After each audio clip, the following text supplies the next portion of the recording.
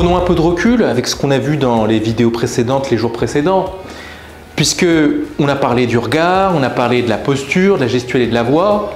Vous le voyez, je ne fais pas spécialement attention à la mienne, parce que le regard, dos, voix est utile, mais ce n'est pas la panacée. Au fond, évidemment, vous allez développer de l'impact à l'oral. Mais vous savez, parfois, vous devez vous adapter. Parfois, le public n'attend pas de vous quelqu'un de parfait.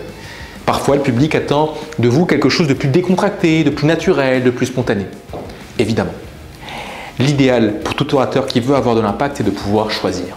Choisir d'être un peu ouvert ou fermé. Choisir de se concentrer sur les mots ou sur d'autres choses. Bref, le RDV, le corps est important, mais il n'est pas suffisant. Et c'est pourquoi vous devez d'une part prendre du recul avec ces techniques qu'on a vues, les appliquer si vous le souhaitez, mais aussi vous consacrer à ce qui vous attend dans les semaines à venir, le fond, la structure. Parce qu'un discours, c'est d'abord évidemment de la parole. Vous êtes à l'aise, vous savez gérer le stress depuis les premières semaines.